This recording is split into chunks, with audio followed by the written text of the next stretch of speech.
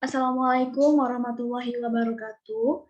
Perkenalkan, kami dari Sistem Komputer Universitas Sriwijaya kelas SK5B dari kelompok 2. Di sini kami akan memaparkan penjelasan tentang Artificial Neural Network, yang mana terdiri dari saya sendiri, Yunitri Lestari, dan teman-teman saya, ada Sri Nadila, Juniati, Kita Cahyani, dan juga Anggita Putriyanti. Oke, untuk pemaparan yang pertama tentang pengertian apa itu Artificial Neural Network itu akan dijelaskan oleh Saudari Sri Nadila. Kepada Sri Nadila dipersilahkan. Baik, apakah suara saya sudah terdengar dengan jelas? Jelas. Baik, terima kasih kepada moderator atas kesempatan yang telah diberikan. Baik, di sini saya akan menjelaskan mengenai pengertian dari ANN atau Artificial Neural Network atau juga bisa disebut dengan jaringan saraf tiruan. Nah, jadi ANN adalah upaya untuk mensimulasikan jaringan neuron yang membentuk otak manusia sehingga komputer akan dapat mempelajari berbagai hal dan membuat keputusan dengan cara yang mirip manusia. Nah, ANN itu dibuat dengan memprogram komputer biasa untuk berperilaku seolah-olah mereka sel-sel otak yang saling berhubungan. Jadi, di ANN sendiri itu di komputer diprogram agar dapat berperilaku seolah-olah mereka adalah sel-sel neuron tadi. Nah, next.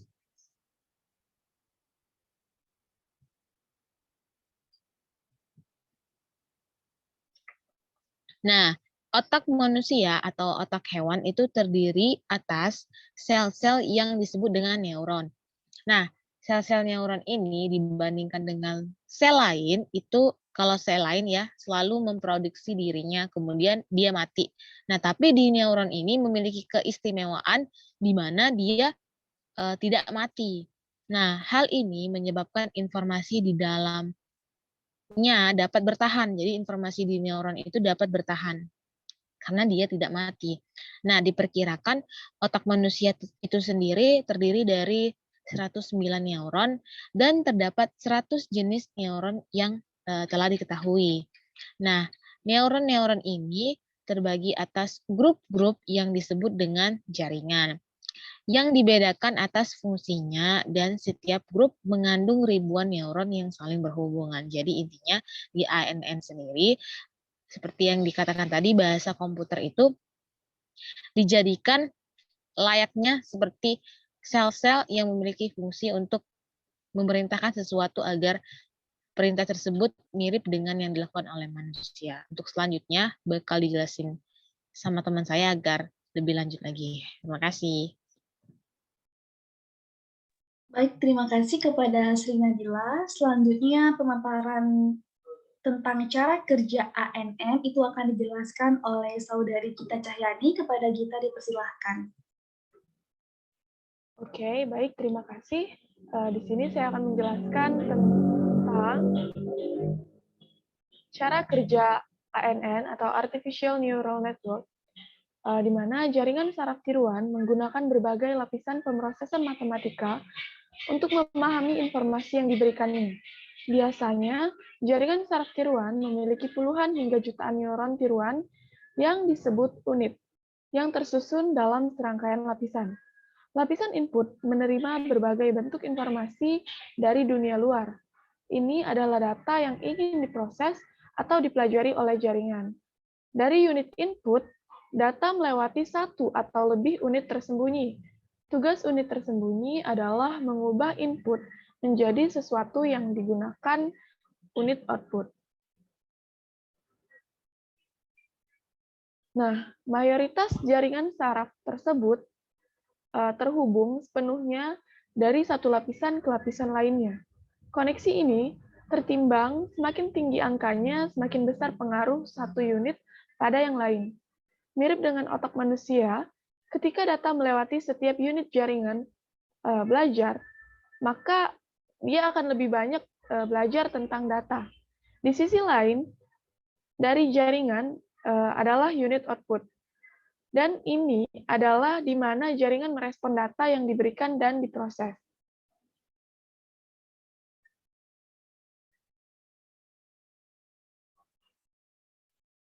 Agar neural network ini dapat belajar, mereka harus memiliki sejumlah besar informasi yang dilemparkan kepada mereka yang disebut set pelatihan.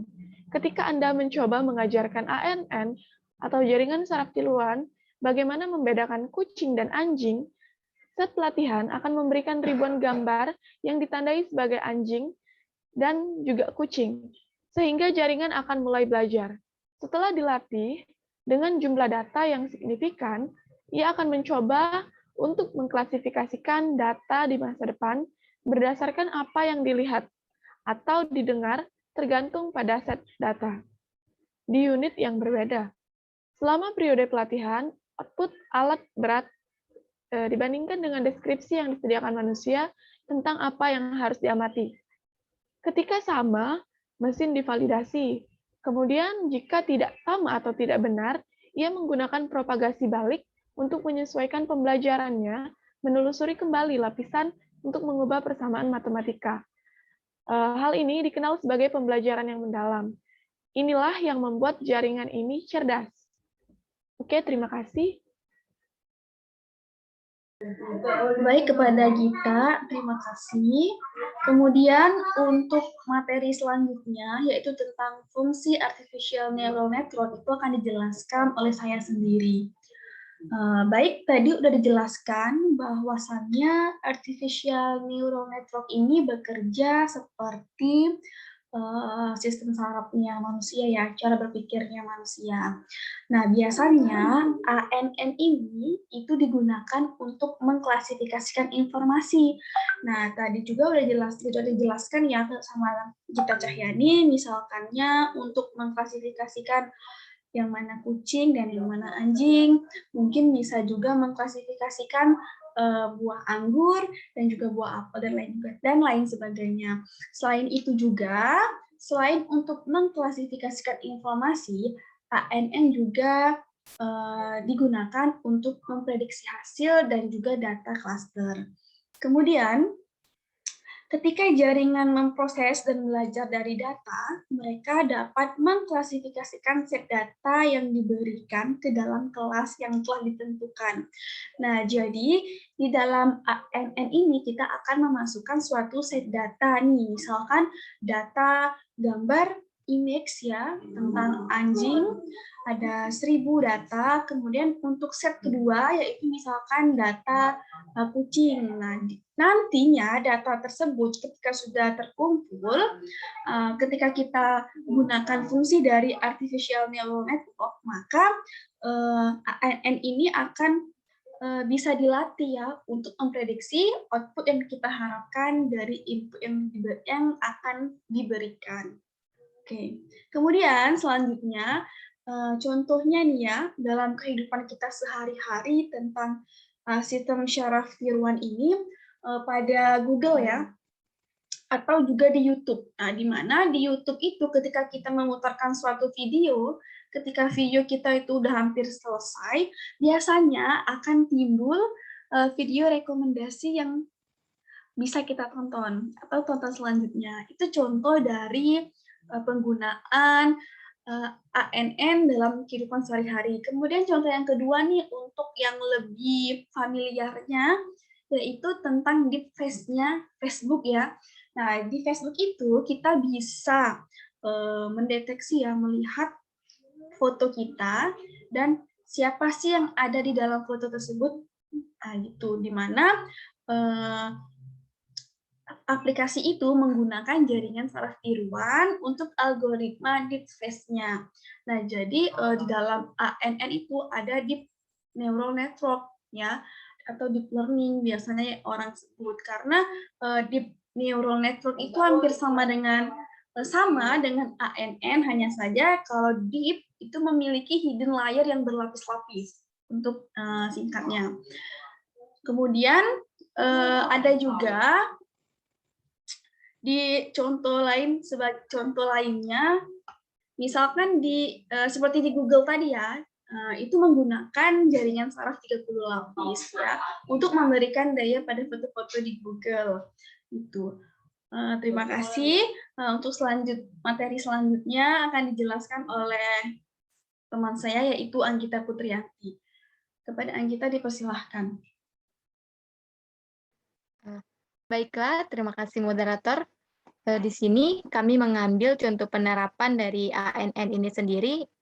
Kami mengambil dari sebuah jurnal yang ditulis oleh Herman, Lukman Syafi, dan Doli Indra yang berjudul Pengenalan Angka Tulisan Tangan Menggunakan Jaringan Saraf Tiruan, di mana tulisan tangan manusia ini memiliki perbedaan antara satu dengan yang lainnya, dan sering terjadi tulisan tangan susah terbaca atau susah dikenali, dan hal ini dapat menghambat aktivitas sehari-hari, misalnya aktivitas transaksi yang memerlukan tulisan tangan. Bahkan salah satu ciri biometrik pada setiap orang adalah tulisan tangan. Salah satu metode yang digunakan untuk mengenali pola tulisan tangan dalam bidang ilmu komputer adalah jaringan saraf tiruan, yaitu atau JST, dengan algoritma pembelajaran adalah backpropagation. Jaringan saraf tiruan mampu mengenali sesuatu dengan berbasis masa lalu. Artinya, data masa lalu akan dipelajari sehingga mampu memberi keputusan terhadap data baru. Untuk mengenali pola tulisan tangan menggunakan jaringan saraf tiruan, maka ciri-ciri dari objek tulisan tangan akan diekstrak menggunakan momen invarian. Selanjutnya,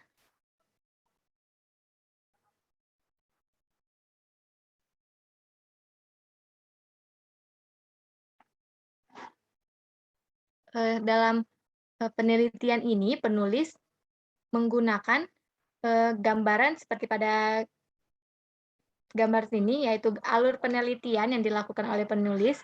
Yang pertama itu data citra tulisan tangan sebagai input dari proses ini sendiri. Selanjutnya, data tulisan tangan tersebut akan melalui proses ekstraksi fitur, di mana proses ekstraksi fitur ini akan menghasilkan dua data, yaitu satu data untuk melakukan training, dan satu lagi data untuk melakukan testing.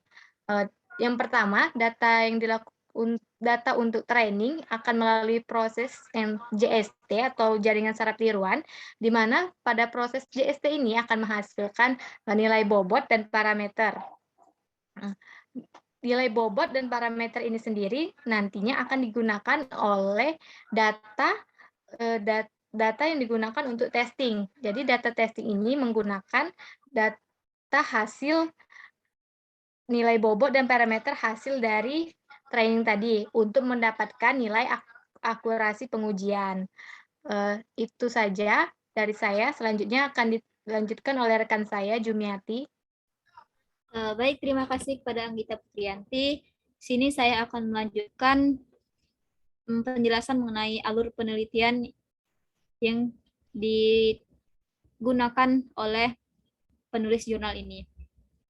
Nah, untuk data citra, itu mereka mengambil jenis citra yang sudah dalam bentuk biner, sehingga tidak memerlukan lagi proses pre-processing dan segmentasi. Nah, ini contoh data citranya. Yang mana jumlah data yang digunakan ada sebanyak 200 data yang terdiri dari 20 data untuk masing-masing karakter angka. Dari 200 data tersebut, 70% atau 160 data atau 16 data untuk setiap karakter digunakan sebagai data training, sedangkan sisanya digunakan sebagai data testing.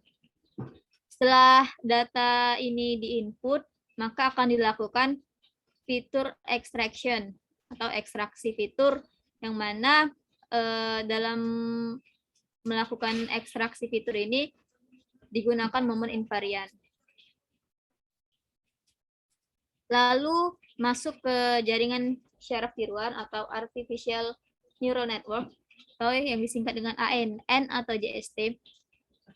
Pada proses pelatihan dan pengenalan menggunakan JST atau ANN dengan algoritma pembelajaran backpropagation. Nah, jadi algoritma pembelajaran yang digunakan adalah backpropagation, yang mana backpropagation ini bertujuan untuk meminimalkan kuadrat error keluaran atau algoritma yang menggunakan pola penyesuaian bobot untuk mencapai nilai kesalahan minimum. dalam proses pelatihan menggunakan JST atau ANN, terlebih dahulu melakukan penentuan parameter dan nilai serta data trainingnya. Nah, untuk parameter JST atau ANN yang ditentukan pada penelitian yang dilakukan ini antara lain learning rate sebesar 0,01 dan nilai error sebesar 0,001. Adapun jumlah neuron pada output layer adalah 1 dan untuk jumlah neuron pada hidden layer akan dieksplorasi dari 1 sampai 3. Nah, setelah melakukan proses pelatihan atau training, maka selanjutnya adalah mengukur tingkat akurasi dari pengenalan pada data training dan data testing. Nilai bobot dan parameter yang digunakan dan dihasilkan proses training akan digunakan pada proses pengujian atau testing. Adapun arsitektur JST atau ANN yang digunakan dapat dilihat pada gambar 3 berikut. Yang mana di sini ada input layer, kemudian ada header layer sebanyak 3 neuron, dan ada output layer sebanyak 1 neuron. Nah, adapun untuk hasil dan pembahasannya, sesuai dengan skenario awal bahwa dilakukan eksplorasi pada hidden layer dengan jumlah neuron 1-3, maka hasil yang didapatkan dari eksplorasi tersebut ditampilkan pada gambar 4. Nih, ini visualisasi data dari training dengan satu neuron pada hidden layer, kemudian ini 2 neuron dan ini 3 neuron. Yang mana pada hasil pelatihan sampai 10 neuron hidden layer didapatkan hasil sebagai berikut. Dengan pola pada 1 neuron didapatkan hasil sebanyak 0,53, 044. Kemudian 2 neuron didapatkan hasil 0,53255 dan pada neuron ketiga didapatkan hasil 0,53674.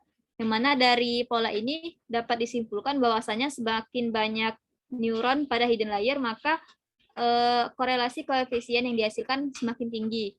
Nah, maka dari itu dilakukan lagi pelatihan sampai 10 neuron hidden layer. Nih, dapat dilihat semakin ke bawah semakin meningkat untuk koefisien korelasinya. Nah, kemudian dilakukan lagi eksplorasi pelatihan neuron hidden layer dengan kelipatan 10 neuron sampai 100 neuron hidden layer, yang mana hasilnya ditunjukkan sebagai berikut. Nah, jika dilihat data pada tabel ini, untuk jumlah neuron dari 40 sampai ke 100, itu koefisien korelasinya semakin menurun. Nah, itulah kenapa di sini jumlah neuron yang ditetapkan adalah sebanyak 30. Karena ini merupakan menghasilkan koefisien korelasi yang paling tinggi, sebanyak 0,61382.